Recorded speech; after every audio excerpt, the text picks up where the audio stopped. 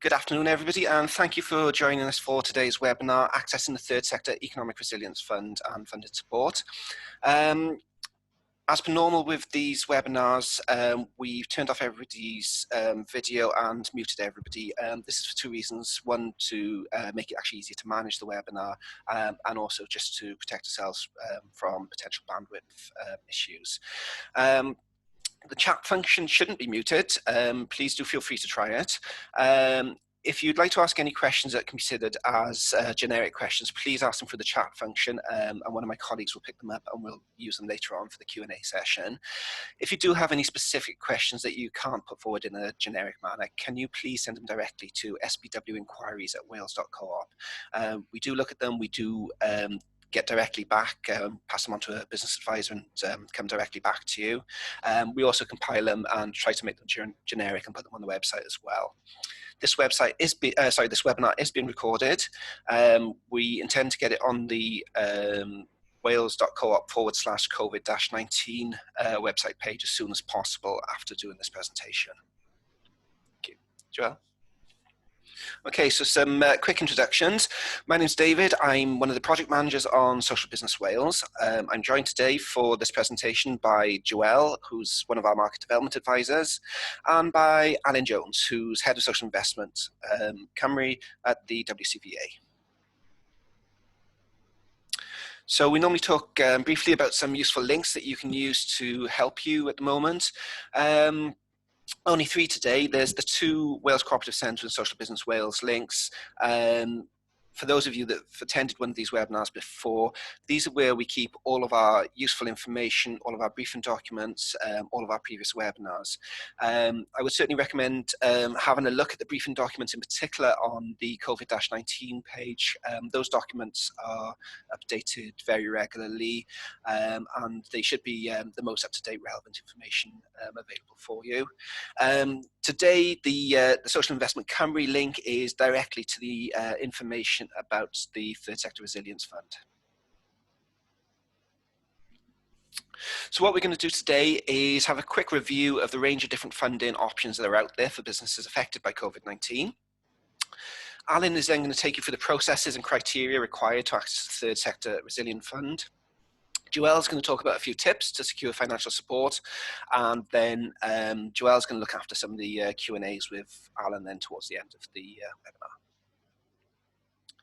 So this is really a review. It's to look at the 6 steps of funding that have been around now for a couple of weeks.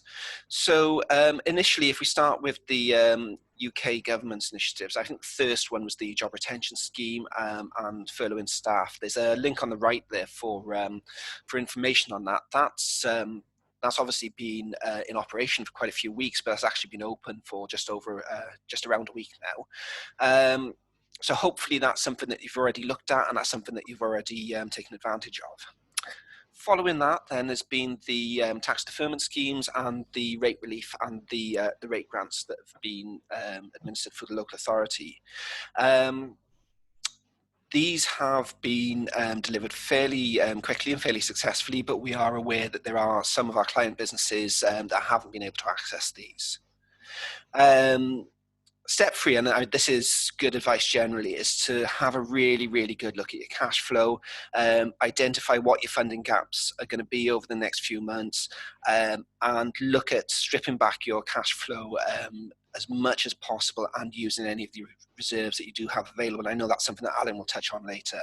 There's a really, really good guidance note for that on the Wales.coop COVID-19 page as well. Step 4 is check what government-supported funding you might be able to apply for. There's the UK Business Interruption Loan Scheme, which is known as CBILS, which you apply to through a range of different funders. There's an additional element linked to that, which I'll go on to in a minute. The Development Bank of Wales loan, that's currently fully subscribed. There's also then the Welsh Government Economic Resilience Funding funds, both of which are currently paused at the moment. If you aren't eligible for the Welsh Government funding, then the next step is to consider whether or not you can apply for one of the emergency funds through a relevant sector body, such as Sports Wales, the Community Foundation, or the Arts Council. There's also a large list of other funding options available through funding.cymru. which if you haven't had a look at that yet, I definitely recommend having a look at that. If you've been through all of those 5 steps and you find that you're either unable to secure support, or you've been through a step and you've been declared ineligible for whatever reason for one of those funding opportunities, then there is then a potential to apply for the Welsh Government Third Sector Resilient Fund, which is being run by WCVA, Social Investment Cymru.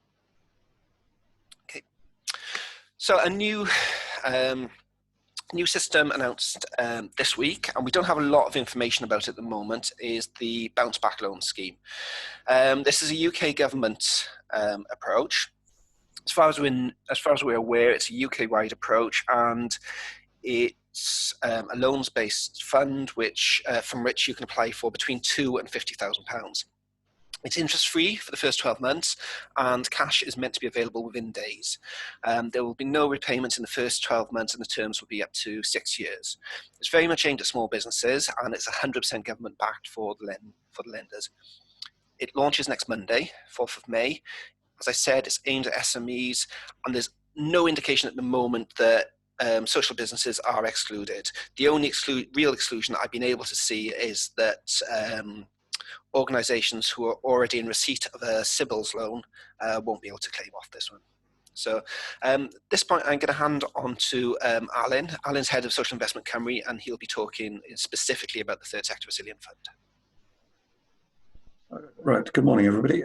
So that's the link that has been received before, but if you can just move me on to the next screen. The next few slides are quite text heavy, and I don't intend to read them all out. They're there for record when this goes up on the website. But Third Sector Resilience Fund, we're there to be a safety net for the sector. As you see, we're at the end of that flow of steps that Dave's just outlined. So we're there to try and help those that can't get through a lot of those. So it's up to £75,000 is available through our fund, of which 75% is by way of grant and 25% by way of loan. So part of it is repayable. That's a point worth making.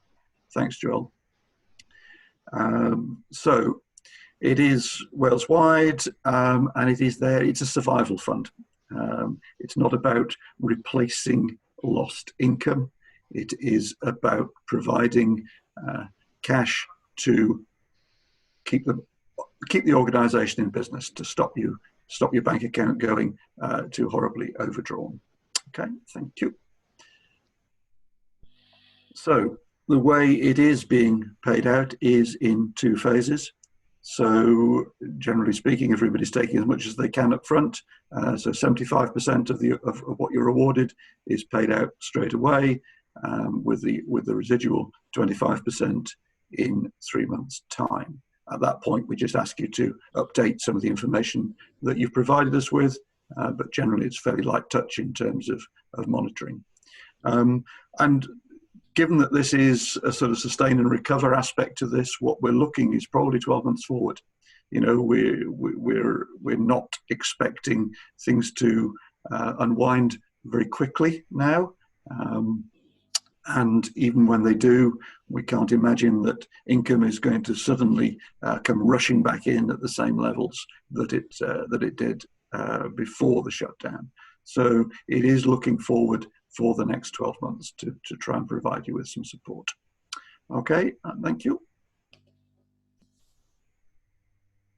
So that's it, release there, and on the what is repaid, there's no interest accruing in the first 12 months, no repayments expected in the first 12 months. What we will do is at the end of that period, that 12-month period, we'll sit down with you and work out a repayment progress program based on where the world is at that stage, and more particularly where your world is at that stage, because it's very much not a one-size-fits-all. Okay, thank you. So just to touch on what we've seen so far and to walk you through almost a virtual application. In terms of eligibility, it's the usual range of social enterprises that are available to apply. You do need to be incorporated in one way, shape, or form to do it. What we are seeing is that we're having a few inquiries from charitable trusts, which unfortunately we can't support because they're not incorporated. But apart from that, the usual range of KICs and companies limited by guarantee, etc. We can't do the standard sort of worker co-op without an asset lock and the like in it. And the other part of the eligibility, as Dave's walked you through, is the need to have looked at some of the other funds as well. If it is trading income that you have suffered a drop in predominantly, then Welsh Government's Economic Resilience Fund should be your first port of call for that. But we accept that there are quite a range of eligibility requirements for that. So if you're failing those, then we're there as that safety net to drop through. The application process itself is all online. It is meant to be as light touch as possible. We've split it into 3 areas. These are the areas that we are assessing the application on, around governance, around what your finances actually are and what your funding request is. As far as governance is concerned, this is largely the looking at the articles of association, your corporate status, etc. Are we turning down much at this point? Very little, to be fair.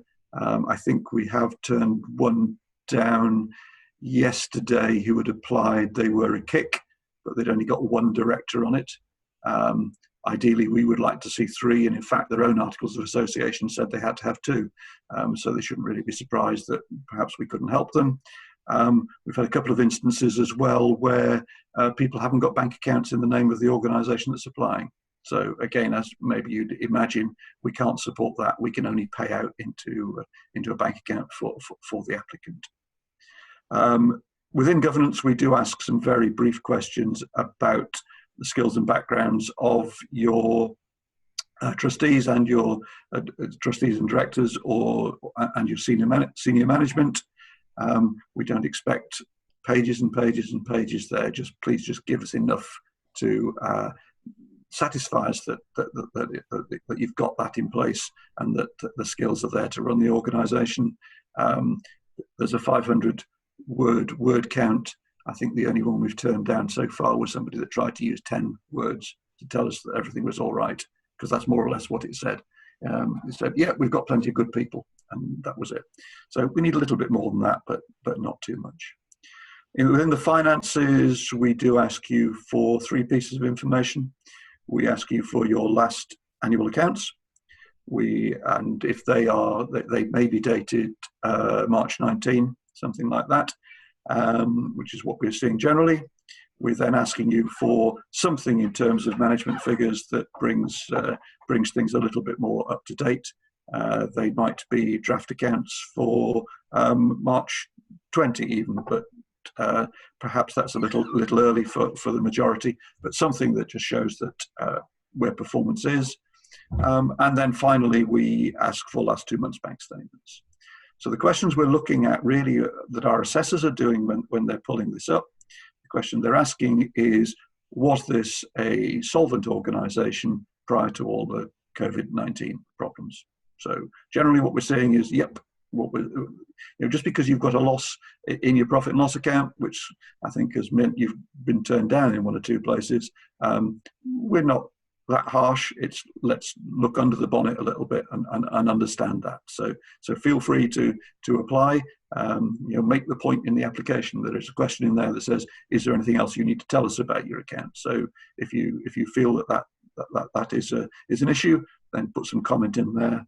And we're passing plenty of people where on the face of it, there might have been a loss last year, but there are good reasons behind it, and generally things are okay. So were you solvent beforehand? And the next thing we're looking forward then is, do you expect to return to that position? So if you could move on, Joel, please, into the funding request. So this is, to all intents and purposes, a 12-month cash flow. That's very much what it looks like. It's split up into 5 bits. So first of all, we ask you to just show us roughly what you expected your normal income to look like if this had been a normal year. We accept that throughout all this, these are best guesses. They are forecasts, they are estimates. Nobody, one thing we can guarantee is that the figures that you put in here will be wrong, as with any forecast. So, don't be too concerned that we're asking you to estimate some of these things. The second bit then will be around your anticipated income now. So what does this COVID-19 year affected year look like, do you think, based on your best guess? We've got to make certain assumptions that some form of normality will start to happen. And what we're suggesting is that things will start to unlock, say, from around September time. Now, depending on the nature of your organisation, what happens and how quickly things happen after that may well be different. If you are a leisure type organisation or where you've got a big cafe operation or something like that, maybe it is going to be later than that. But what we're asking you to do is make the assumptions, tell us what the assumptions are, and let's have a look at those figures. Then moving then into the costs, what we're expecting then is you to have taken a lot of the actions that that Joelle was alluding to earlier, in terms of what costs can you strip out of this business now, what can you defer or whatever, and what advantage have you taken of furloughing and that type of thing. That'll give us a net cash position. That net cash position will be essentially, what would your bank account look like if nothing happened in all this? Because what we would expect towards the back end of this 12-month forecast is things to start to return to normal. So by sort of January, February, March, we are sort of looking to see that your trading patterns are back in place. That is, okay, yes, it's still an assumption, but partly it's just to give us the comfort that, what we were asking before is, were you solvent going in, is will you be solvent coming out when things return to normal. So what we look then is to how you're going to use any free cash that you have in your reserves to manage the position yourself. Just because you have maybe substantial reserves doesn't preclude you from applying for support. All we're asking is that you remember what reserves are there for. They're there for a rainy day. And if you look out the window, I think the rain's pretty heavy at the moment. We're not expecting you to use every last penny, because then you're going to be at even greater risk when we get out the other side. What we're asking you to do is to use a proportionate amount of your reserves towards supporting yourself at this time, and then we will come in afterwards and keep your bank account in the black. That's the idea. I don't know if anybody's going to try and ask a question about what proportionate actually means. It's not a question I can actually answer until I see your application. So, but again, there's questions there asking you just to comment on what you are and aren't using, because you will have restricted reserves. Clearly, you can't use those. There are certain designated reserves, which is fine. We're saying that's okay. If you were planning on a major upgrade to the premises that was essential in the next 12 months, and you've spent the last 5 years saving up for it, well, you want to be able to undertake that when we go back to normal. So it's probably unreasonable that we expect that you use all that money to get you through this at this time. So it's all about proportionate and your own conditions. One more, Joelle, I think. Oh, that's me done. Yeah, okay. So I'll hand over to whoever's next. That's over to me. So I'm just gonna say thank you to Alan for explaining that. I think a lot of the questions that have already been coming in, we've gone through. We will go over some more questions, but I just wanted to try and pull everything together really and give you some top tips. A lot of this might seem really simple, but from Alan's comments, applications are coming in on this fund and on other funds where we know there are gaps missing. So it's really important that you check all bases really. So cash flow is the big thing, and I think Alan really explained that well, that now more than ever you really need to be in control of your cash flow. and being able to demonstrate where those trigger points, where those hard times are going to be, and when you're going to need that money, and really identifying what your funding gap is going to be. So it's taking control of your finances and being proactive instead of just sitting back and hoping everything will come back to normal.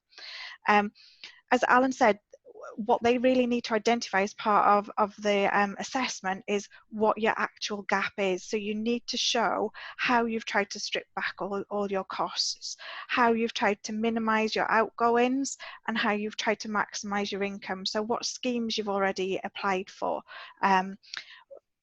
what you've done with your staff. Have you put them on furlough? Have you looked at pulling in any outstanding invoices? Have you looked at reducing your costs where possible, so to show that you can get as close to your bare minimum as possible?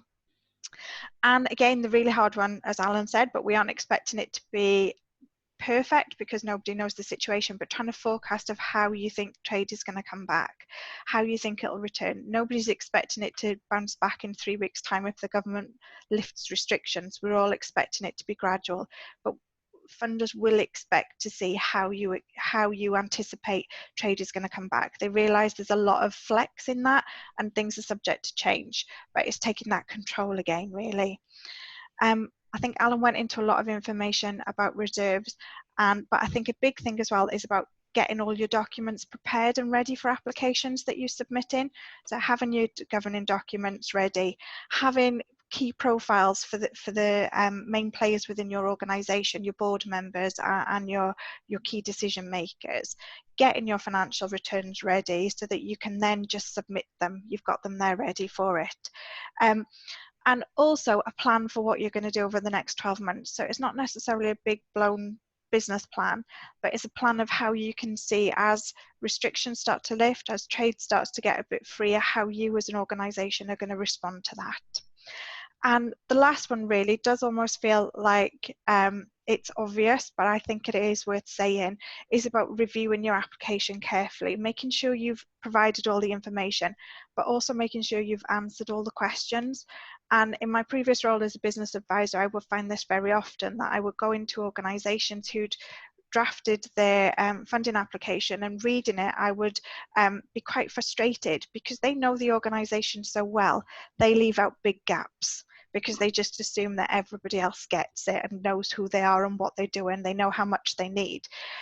What I'd really recommend is that you take your time to read what the question's asking, make sure that you fill that in, and even get somebody else to read it before you hit the submit button, just to make sure that you're doing yourself the favour, because funders really want to be there to support you, but unless you provide that information, they can't. So I think that would be the overwhelming tip, really. So we're going to go on to questions next, and we've had quite a few questions through. A lot of them actually got answered, Alan, you'll be pleased to know, as you were going through. So a lot of them were around like how much can people apply for, which you clarified as being up to 75,000, and about the interest charges. But one thing that didn't really get covered was, do organisations need to provide any form of security or personal guarantee as an element of this scheme? Is loan finance? Short answer to that is no. As with any social lender generally, we're not after personal guarantees. So no security, no personal guarantees, definitely not. So a bit better than the Sybil scheme then? You may say that, I couldn't possibly comment. Well, for our sector anyway. You've also described yourselves as the funder of last resort. And quite a few people have asked, what evidence do they need to provide that they have applied to other funds and been turned down? Or if they've got applications in at the moment, do they need to wait for them to be rejected before they can come to you? There's an element of this that is just taken on trust. We can't be policing this down to the nth degree. As far as the Economic Resilience Fund, the Welsh Government's Economic Resilience Fund, eligibility for that is fairly straightforward. So it's fairly evident whether or not you're eligible for that. There will be people who are being turned down for that at the moment. So we're quite happy to pick that up from there. I think we'll be, if you tell us that's what's happening, I think we will be believing you. Where there are other applications in, and we've had a couple that have been, I know the Arts Council one, for instance, is taking a little while to come to before the decisions have been made on that one, and some of the Sport Wales ones I know we've seen. You've got two options. You can stick an application into us, just mention in there that you have made application somewhere else, and we have done some conditional awards. So we have said, yes, if you are unsuccessful there, then you can have this. Some places where the award has been quite small, and people have needed more than that, what we have said is, yes, okay, we'll award you up to, for sake of argument, 25,000. But if you do get your 5,000 from elsewhere, we'll only actually pay out 20 to you in total. So that you may want to wait and get that answer through, or as I say, we are making some conditional awards.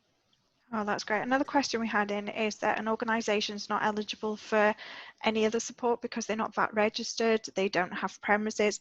So in that case, I'm assuming that they could come direct to you straight away. They wouldn't have to apply to any others if there is no one else they can apply to? Exactly. Certainly our eligibility criteria are pretty straightforward. I think it's fairly clear whether you are or you aren't. There's none of this, well, is turnover down by more than X%, or are you VAT registered, or et cetera, et cetera. If you can't get it elsewhere, come and talk to us. Oh, that's something that else is coming actually, is that I know some of the Welsh Government resilience schemes, they're looking for a 40% reduction or a 60% reduction in trading income. Do you have any restrictions that people have to have lost a certain amount to be eligible? No, certainly one of the awards we've made is what you would consider to be an out-and-out trading social enterprise, if you like.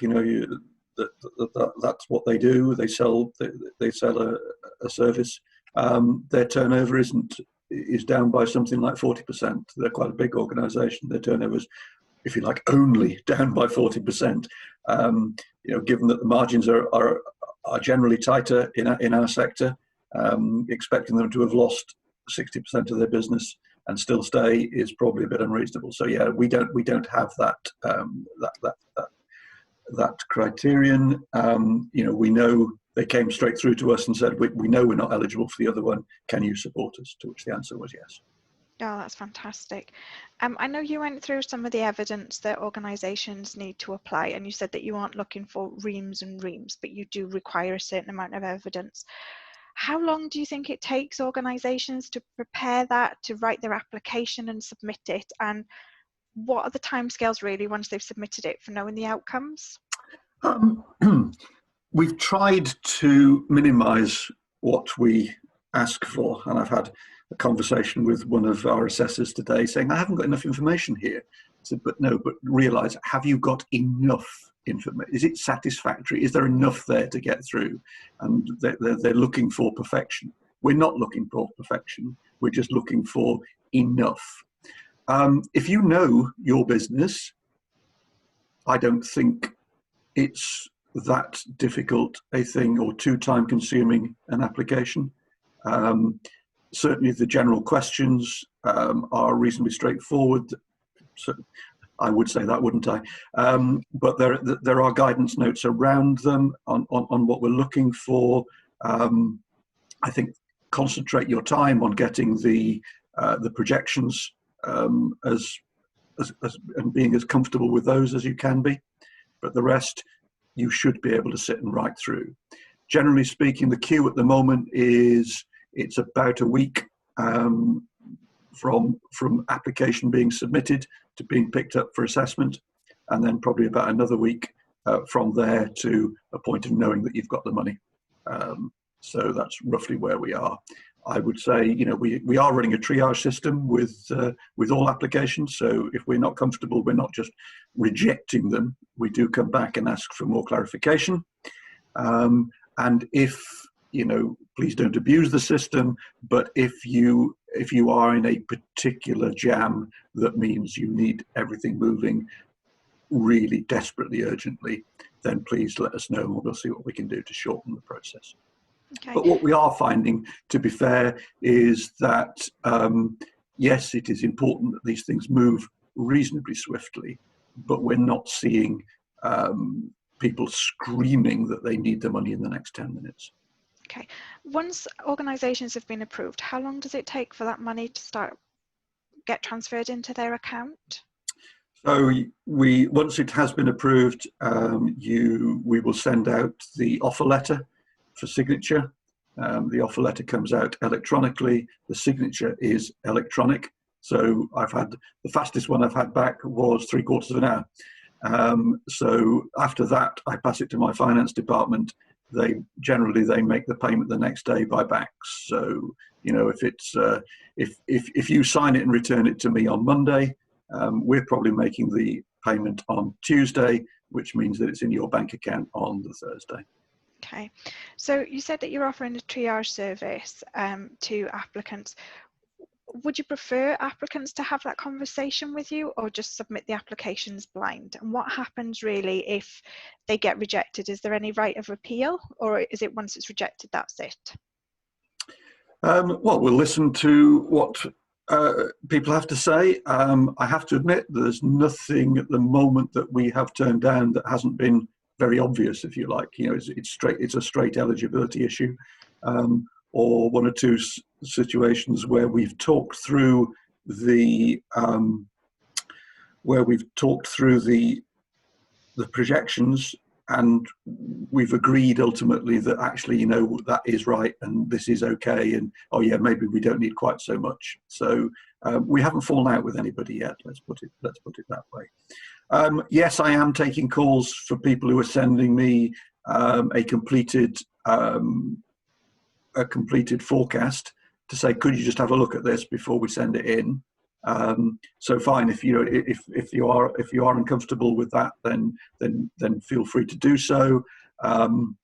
It's probably fair to say that's where we're seeing most of the rework that's going on. So just explaining through that. Okay. Just to go back and answer one of the questions that just appeared on the chat there around signatures. I was just about to ask you that, yeah, so that's perfect. it is one signature on the offer letter. Okay, and that would be a board level or management level, chief exec level? It could be either. Yeah, Okay. we do ask for who the primary contact is in the application, and generally we're sending them. It's going to that email address. Okay, we're on our last two questions, which you'd be pleased to know. Somebody said, which I think we all recognise, that it's really hard to know what income streams are going to be in 2 months, let alone 12 months. I think you picked up on it a little bit in the presentation as well, but if organisations don't really know what their income streams are going to be in 12 months' time, how can they be confident that they're going to be able to pay back the element that is a loan? What advice would you give organisations really who are perhaps a little bit anxious about the future and about what their income levels are going to be and their affordability really? It's a difficult question to answer because it's always going to be down to what your board, your management feel is and your relative appetite for risk. If I try to quantify it a little bit, the maximum you can have is 75,000, of which 25% only is repayable. He says rapidly trying to do the maths in his head, but I think it's something like 15,000 or thereabouts. So, and we're saying it's up to 5 years to repay thereafter. So it's not a substantial amount that's going to be repaid. And for an organisation to be needing 75,000 of support, it's probably quite a reasonable sized organisation anyway. So the scale of repayability does vary with the amount of ask. I think the smallest award we've done so far is £2,000. So there's £500 to be repaid. Okay, we probably wouldn't expect that necessarily to be paid over 5 years. But at the extreme, can you afford £100 a year? Well, yeah. You put it this way: if you're uncomfortable that you can't afford that, then you could actually argue that the business is fairly vulnerable in any event. So again, it's about trying to be proportionate with it. We're not going to encourage anybody to take on something that they're not comfortable with. And this is one of the reasons why, we will only support incorporated businesses, because we don't want people creating personal liability in any of this. If you're concerned about your repayments, I think you maybe ought to consider, whether you apply, if that is how hard that is. But as I say, nobody's been put off into, well, I suppose I wouldn't see that, would I? So I shouldn't say that. We can only be there for a certain section of the sector. We cannot be there for everybody. It isn't, there are other just straightforward grant funds out there. This is aimed at social enterprises at the end of the day, who have a trading income of some description, whether that is SLAs and some of it is grants for delivery of services. But it is for that end of it. It really isn't probably going to be practical for straight out project grant based organizations where they're not generating that surplus that they can then use in the future to repay us. Oh, that's great, because I think just having that conversation and people being aware of it and going back to board, and like you say, the appetite for risk, that needs to take place before the application goes in, really, doesn't it? Yeah. We've had another question, so I did tell a slight lie. We've got an extra question, is around the 3 director requirements. I know you mentioned that an organisation had been rejected because they weren't fulfilling what it said in their MEMS and arts. Is the having 3 directors a hard and fast rule, or would you reject any applications if they had, say, for example, 2 directors? Generally, we'll be rejecting where there's 2 directors. It's that how do you make a decision? How does the company make a decision that is in the best interests of the company in isolation? And how do you actually prove that you're not making decisions based on any particular interest? So as soon as somebody declares an interest, it's quite difficult for that organisation to be able to demonstrate that it's making an independent decision in its own right. That's a common requirement across WCVA support schemes. So through all the loan schemes that we run, we would require that through there. I know the volunteering scheme asks the same. I'm aware that they have turned one down for incomplete governance. But I'm assuming that if they went above or met the 3 threshold, then they'd be in a position to apply. Yeah, go away, find somebody, add them to your board. We can see it at Companies House. Tick, let's move on. But obviously, remember, you can't just go and put your mother on the board or your husband or something like that because you've still got a conflict of interest there. No problem. And then final question, which I'm going to ask, I think I know the answer, is what would be your top tip really to organisations about completing this application? I think the word, that it's almost in the clue is in the title, completing the application. Please just stand back from it. Please just read through it. Have you, in rather vulgar parlance, RTFI, that, we've had to go back and query ones where people haven't said how much money they want, for instance. As I said, the one where there's a 500 word count for skills and experience of the board, and they've used 10 words. Now, I don't expect people to use 500 words, but just do 2 things. Just go through and just check that you've answered everything. And secondly, just see that that your answers pass the common sense test. Do they look like something that will be enough information for somebody coming at this cold to get it quickly and be able to move it on? And I think that's what I found in my role, is that people just assume you get it. So that having that second set of eyes sometimes, just to say, you've not done yourself enough justice, you haven't explained what you do or how much you want, can save you and them a lot of heartache then, can't it, and headaches. Yeah, the other thing I would say, Joelle, is we're not expecting perfection. This is not about the best bid writers getting through. It's not a competitive fund. The only competition is, can you justify that you need it?